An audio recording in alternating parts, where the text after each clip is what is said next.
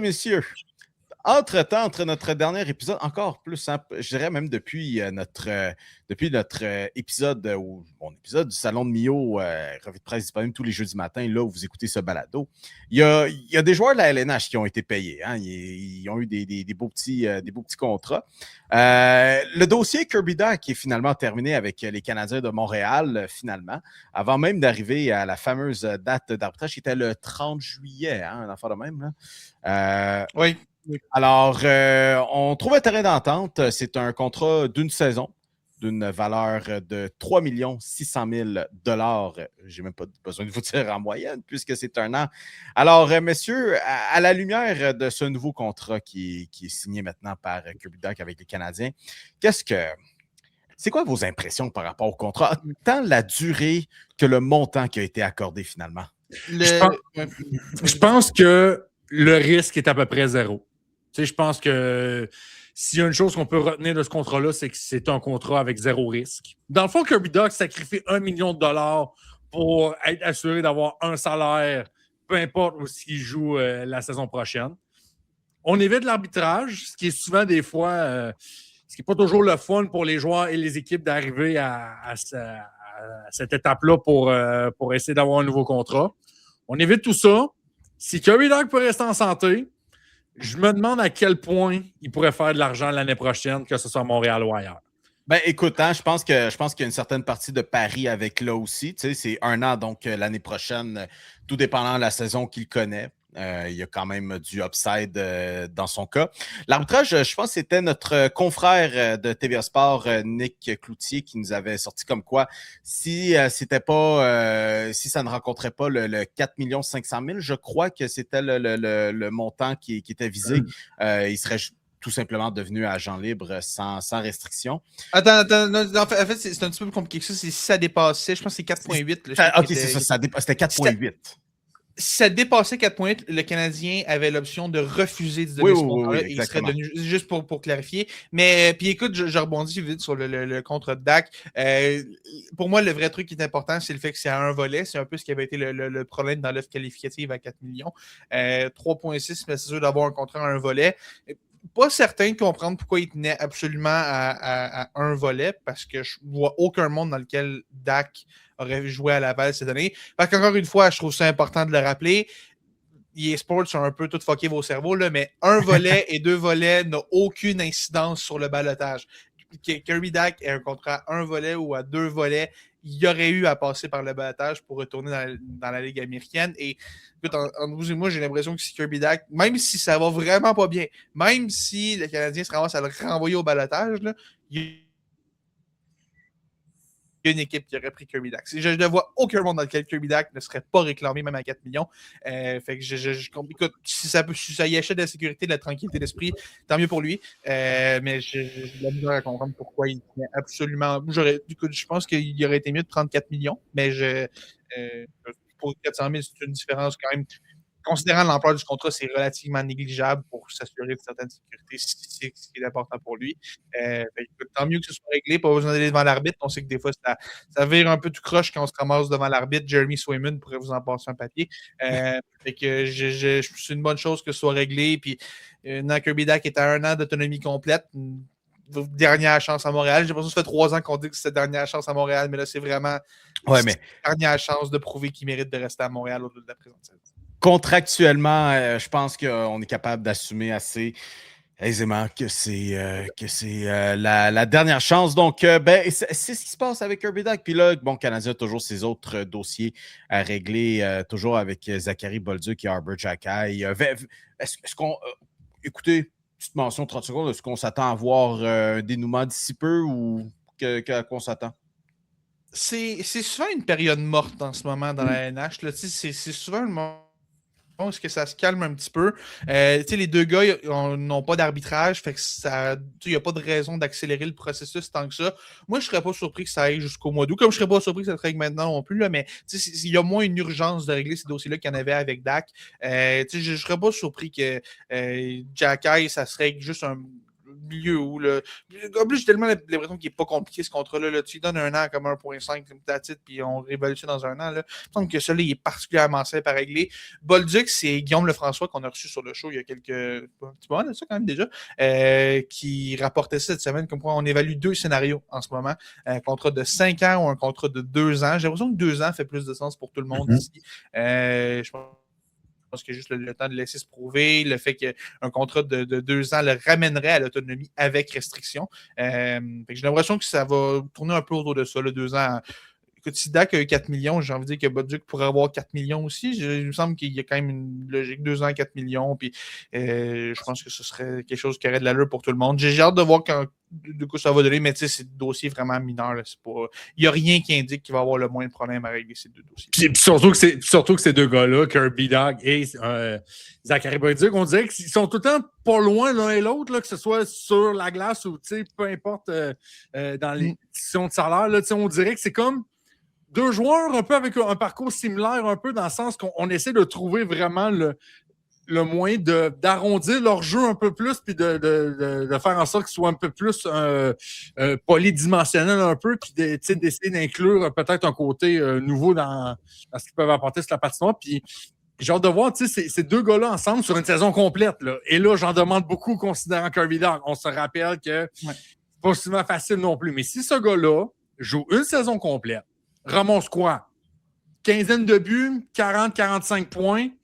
Pour avoir une excellente augmentation de salaire l'année prochaine avec la cap qui explose, un joueur qui est capable de jouer au centre avec la shape qu'il a et les habiletés qu'il peut avoir. Là, Kirby Dach est quand même reconnu pour avoir des habiletés avec ses mains quand il contrôle la rondelle. Ce gars-là pourrait avoir une belle augmentation de salaire, peu importe l'équipe, l'année prochaine, là, dans un an. Là. Un joueur de centre qui a été pêché 3e au total, ça a 1000 vies dans la Ligue nationale. Il est-tu droitier? Là, juste le fait qu'il est 3e. Il est droitier. Joueur de centre droitier, 3e au total, gros bonhomme. Là, il y en a, même s'il n'est pas bon, là, il y en a encore pour au moins 5 ans d'assuré dans la Ligue avec des équipes qui vont lui donner des chances en espérant. 5 ans avec un bon salaire, là. Ouais, c'est ça. Il y a des équipes qui vont croire en ça. Puis, tu sais, il y a quand même. En tout cas, il y a une équipe qui pourrait me convaincre une fois, là, mais j'ai l'impression que ce ne sera pas à Montréal. Ça, c'est un feeling que j'ai, mais ça reste que quand même, il y a quelque chose qui s'applique tant à Dak qu'à Bolduc ici. On sait que les 2 gars aiment jouer ensemble, d'ailleurs, là, ce qui est intéressant. Puis c'est aussi intéressant dans l'optique où, quand tu regardes ce qui s'est passé à Montréal depuis le début de l'été, on a acquis absolument rien. OK? Fait que, veut pas, c'est un peu fou à dire, mais un des gagnants de l'été à Montréal, c'est Kirby Dach. Tu sais, on se ramasse encore dans un été à se dire, bon, ben, on n'a pas de 2e centre clair. Kapanen va peut-être être là, mais on va probablement faire des tests au camp. Puis, ben, qui va probablement encore se mériter une audition comme 2e centre cette année, c'est Kirby Dach. Ben, c'est Kirby Dach qui va avoir la pression de sa dernière année de contrat avant l'autonomie complète aussi, qui va être il n'aura pas passé un été complet à se remettre d'une chirurgie majeure au genou. Écoute, il y a des raisons de croire que Dach est en position de connaître du succès. Le problème, c'est que Dach n'a jamais profité de cette position-là par le passé. Ouais, ben, écoute, hein, il sort de finalement un été sans opération majeure, mais je veux dire, l'année de contrat. Écoute, c'est supposé être un facteur de motivation. Il ne faut jamais oublier l'attrait de la dernière année de contrat. Mon Dieu. Quand tu t'en viens joueur autonome sans compensation en plus, là, soyez pas vraiment. Christian Dvorak l'an passé, quelqu'un? Soyez vraiment pas surpris. Puis, je pense pas que ça va arriver. Mais je dis pas que ça va être totalement impossible. Que s'il joue une saison complète, Kirby Dach peut finir out of fucking nowhere avec une saison de 20 à 25 buts. Oh non, ça je penserais pas. Je pense que Dach. Non, mais c'est juste dans l'essence de. C'est ta dernière année de contrat. Est-ce que tu serais vraiment surpris dans ce contexte-là qu'il sorte une année what the fuck comme ça? Genre, on peut rester réaliste puis dire genre un 50 points. Ouais, tu vois, tu peux plus en points. En même temps, s'il finit par jouer avec Demidov, je veux dire, Kapanen a marqué 24 buts avec lui. Écoute, il joue avec Demidov, Denisy le Richard, il va tous les rentrer. Mais j'ai pas l'impression que c'est. Mais. En tout cas, Gars, il est là, qu'est-ce que je te dis, aussi bien essayé, ça reste que tu l'as, puis ça reste un gars qui est capable de se défendre sur un middle six, le deuxième, troisième trio. C'est une de tes meilleures options parce que tu n'as pas acheté qui que ce soit, puis Marchenko n'est pas arrivé, Nice n'est pas arrivé, on a voulu des gros bonhommes, Dak est un gros bonhomme, capable de frapper, s'il est enfin capable de trouver du rythme, je vais le croire quand je vais le voir, là. Je suis tanné de croire au Père Noël, comme à chaque année, est-ce que c'est enfin l'année où est-ce que Dak va être en santé, puis tout va se placer? Je pense que le Dak qu'on a vu en début de parcours à Montréal, là, les 2 premiers matchs de la saison avant qu'il s'explose le genou, là, où il avait l'air du meilleur joueur de cette équipe-là, là, ce gars-là, il ne reviendra plus, là, mais s'il est juste capable de trouver un petit peu de constance, il y a peut-être moyen au moins pour lui de s'acheter un petit contrat de quelques années pour son prochain pack dans la Ligue. On va lui souhaiter. On va lui souhaiter. Parmi cette brochette de joueurs maintenant qui sera grassement payé, puis je dirais celui qui est quand même le plus intéressant parmi les 3, c'est Connor Bedard qui prolonge avec les Blackhawks de Chicago. C'est un contrat de 5 ans avec une valeur annuelle d'une moyenne là, de 15 millions de dollars. Le 15 millions, c'est tel que tel. On connaît un peu le marché. Je veux dire, 15 millions de dollars, ce n'est pas rien. Connor Bedard a été tout ce qu'il nous a été vendu depuis qu'il a été repêché par les Blackhawks avec le premier show total. Le seul problème, c'est que alors que lui a été tout, les Blackhawks ont été rien. Puis là, on connaît le climat de cette saison morte chez Blackhawks de Chicago. Ce qui m'intrigue, c'est pas le 15 millions de dollars par année, c'est le 5 ans. D'habitude, avec ce genre de contrat, on voit une durée de 8 ans, 7 à 8 ans en tout cas. Est-ce que Connor Bedard est déjà en train d'envoyer un message aux Blackhawks que, écoutez, si d'ici 5 ans, ça ne le fait pas, moi, écoutez, je vais avoir 27 ans, je vais être potentiellement au sommet de ma forme, puis j'irai juste chercher ailleurs, là. Écoute, c'est sûr que pour Carl Davidson, dans un monde idéal, tu veux 8 ans.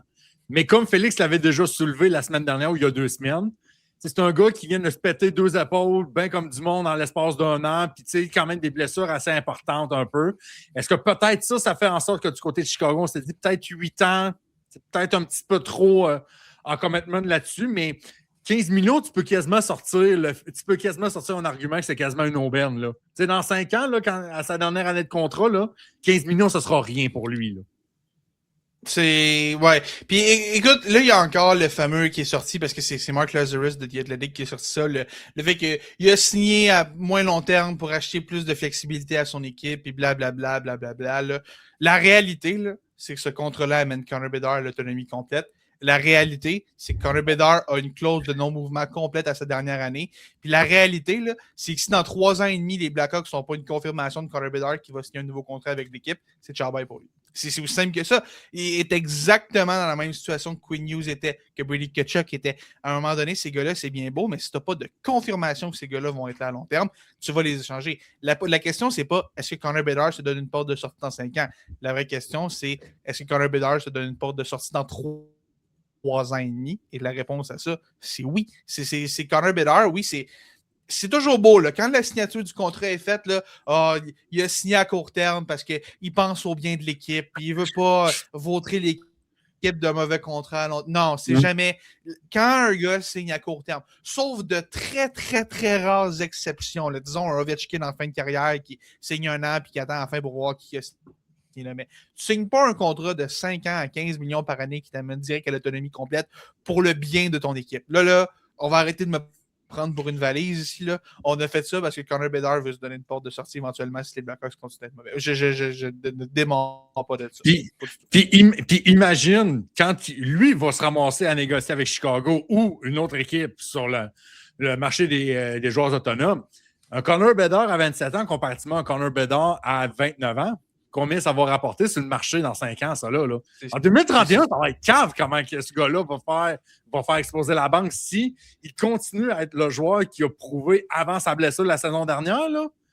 Ça va être. Je serais même pas surpris qu'on soit rendu dans le 22-25 millions dans 5 ans pour lui. Là. Puis tu sais, ce qui m'intéresse beaucoup, c'est que le 5 ans coïncide exactement avec Leo Carlson. Les 2 gars vont être joueurs autonomes sans restriction dans 5 ans. Lequel des 2 va signer le plus gros contrat à ce moment-là? Lequel des 2 à ce moment-là va se dire... Et probablement les deux ne se rendront pas au 1er juillet 2031. En tout cas, le 1er juillet de leur année, les deux ne se rendront pas là. Mais j'ai hâte de voir dans comme 4-5 ans, là, est-ce qu'on va se dire, waouh, est-ce que je paierais plus Carson? Là, on ne peut pas les comparer parce que Carson a signé une offre hostile à 18. C'est pas le même contrat qui a été signé. Là. Mais j'ai vraiment hâte de voir dans 5 ans, quand les deux gars vont être sur un pied d'égalité, lequel les deux vont avoir le plus gros contrat. C'est quoi? Je pense que ça va être plus un hold-up ou du moins une espèce de Mexican hold-up que les deux vont attendre lequel va dégainer en premier parce que personne va vouloir essayer de setter le marché puis correspondre à ce que l'autre va avoir pour peut-être aller chercher plus. C'est un peu comme au football. Tu t'attendais toujours avec le marché des KS que Patrick Mahomes va signer pour, comme ça le restant va tout se mettre en place. Puis, vas-y. Ce qui est intéressant aussi, c'est que puis ça, je pense que c'est lundi que ça a droppé. Là, on a eu les représentants de Leo Carlson sur le podcast d'Elliott Freeman.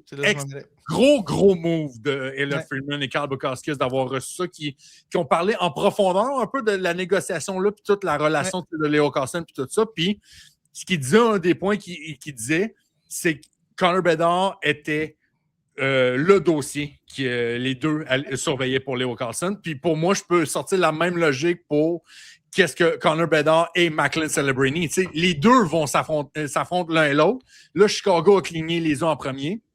Moi, d'après moi, Mike Grill là, regarde certainement ce contrat-là puis il dit « OK, c'est de même qu'on va baser nos négociations dans les prochains mois avec Macklin Celebrini. » C'est intéressant. Il y a quand même un truc. Chicago était plus précis dans l'optique où Bedard a besoin d'un contrat pour cette année. Oui. Celebrini a encore une année à son contrat. Il y a ça aussi qui est un facteur qui différencie les deux. Mais puis moi, l'autre nom qui m'intéresse avec ça, là, Bedard a signé, Carson a signé, Adam Fantilli dans la même situation que les deux gars. Adam Fantilli, saison un petit peu moins facile en 2025-2026, mais grosso modo, début de carrière assez similaire aux deux autres gars. Est-ce que lui aussi va signer pour 5 ans? On sait que Columbus, là, pendant un petit bout, on pensait que Werenski et Marchenko étaient sur le point de quitter. Ça semble s'être calmé, mais encore une fois, on va le croire quand on va le voir, ce que les deux gars vont vraiment rester. Est-ce que Fantilli va aussi signer pour 5 ans? Si oui, ce serait quand même cool que le même été, on ait Bedard, Carlson et Fantilli qui tombent tous joueurs autonomes. Évidemment, comme à chaque année, on se dit « Wow, ça va tellement être cool cet été-là. » Tu sais, comme dans 2 ans, « Wow, McDavid, Matthews puis Werenski vont tous tomber joueurs autonomes. » Il n'y en a aucun qui va être là rendu le 1er juillet. Mais tu sais, ces 3 gars-là qui ont été pris 1, 2, 3 de leur année de repêchage, ce serait quand même cool qu'on suive dans la durée des contrats qu'on signe jusqu'à la fin. Tu sais, tu as comme tout le temps la comparaison. Là. Fait que j'ai l'impression que Fantilli n'aura pas 15. Je serais très surpris que Fantilli ait 15. Mais tu sais, peut-être que dans 5 ans, s'il signe pour 5 ans, peut-être que dans 5 ans, on va réévaluer ça et se dire, ben, peut-être que c'est lui, finalement, qui méritait plus que les 3 autres, qui mérite plus que les 3 autres à ce moment-là. Fait que j'ai bien hâte de voir ce que ça va donner. Mais c'est intéressant de voir que Bedard et Carlson, les deux, on s'est collés à 5 ans, des contrats qui nous amènent direct à l'autonomie complète. Tu sais, les Flyers, c'est une chose pour faire rester les Ducks d'égaler l'offre, mais les Blackhawks, c'est une offre qu'on a signée nous-mêmes pour garder Bedard. Fait que le 5 ans est vraiment intéressant. Et mettons, d'ici la fin de ce contrat-là, dans 5 ans, est-ce qu'on va avoir vraiment établi une rivalité Anaheim-Chicago? Est-ce qu'on va se voir en série 2 ou 3 fois peut-être? C'est intéressant. C'est intéressant. J'ai hâte de voir. Il y a San Jose qui existe. Là. C'est sûr qu'il y a San Jose qui existe à quelque part. Là, mais... Oui, non, je suis curieux. Je suis curieux de voir comment on va gérer le cas de San Jose. Je pense que c'est la meilleure équipe là-dedans. Mais non, c'est intéressant. Il y a du bon monde quand même dans la Ligue, des bons jeunes noyaux qui s'en viennent. Les Canadiens aussi qu'on en a. Puis intéressant quand même, petite note de voir que Bedard a signé 75 millions pour 5 ans. Pendant ce temps-là, Ivan Demidov pour les 9 prochaines années va faire 74,12 millions. C'est Demidov pour 9 ans ou Bedard pour 5. Décidez ce que vous préférez entre les deux. C'est à vous de décider. C'est ça, je pense qu'on peut oublier les Blackhawks pour cette période que moi, je suis pas... Je dis, je suis pas un fan de ce milieu. Non. D'ailleurs, contrat très similaire à celui de Demidov, celui de Trevor Zegras, mais en même temps amplement mérité aussi, j'aimerais dire. Je pense qu'il a quand même il connaît un bon second souffle de sa carrière avec les Flyers de Philadelphie. Vos impressions assez rapidement là, sur ce contrat de Trevor Zegras? Je pense que ma réaction, honnêtement, c'est que le monde dit que c'est trop cher à payer. J'en fais pas tant que ça. Non, mais il y a des... Ouais, il y a des gens qui étaient genre, holy shit, 9,1 millions pour Trevor Zegras. En fait, non, bienvenue en 2026, les chums, c'est ça que ça vaut. Mais l'affaire, c'est que Zegras, il y a un an de ça, là, a été échangé à rabais par les Ducks parce qu'on ne savait plus quoi faire avec. C'est beau, il y a une super belle saison avec les Flyers, puis il y a une belle renaissance, mais ça reste que l'échantillon, c'est un an. Un an de succès avec les Flyers sur un gars qui, on vient d'en parler avec Kirby Dach, un gars qui était à sa dernière année de contrat puis qu'il fallait qu'il se magasine un contrat. Je veux dire, il y avait des circonstances que, Zegras, c'était ça aussi à Anaheim. C'était toujours super bon en va son contrat. Puis là, on peut blâmer les méthodes de Pat Verbeek qui a fait traîner le dossier en longueur, comme pour Mason McTavish, comme pour Jamie Drysdale, qui lui aussi d'ailleurs a signé avec les Flyers cette semaine. Il y a peut-être de ça aussi, je veux dire, il ne faut pas négliger cette possibilité-là, mais ça reste que c'est juste un an de succès pour Zegras à Philadelphie. On n'a pas vraiment le choix parce que les Flyers, déjà qu'on est mince au centre, c'est pas pour rien qu'on a essayé Leo Carlson. On s'est dit qu'on a besoin d'aide au centre. On va essayer Zegras quand même. Puis Zegras, c'est sûr que ses agents ont vu le 18 millions de déposés à Carlson. Ils sont allés voir Daniel Brière et ont fait ouais, tout ça a l'air que t'en as de l'argent finalement. Fait que tu vas nous en donner. On prendra pas 6. Ça va être correct. Là, on va monter à 9. On va partir à 9 puis on va jouer plus dans ce tableau-là. Fait que non, mais c'est vrai que c'est. Au moins, le terme n'est pas trop long, 4 ans. Si jamais ça ne fonctionne pas, on peut toujours se séparer dans 4 ans. Mais le montant, quand même, on est encore en train de se réajuster au montant de 2026.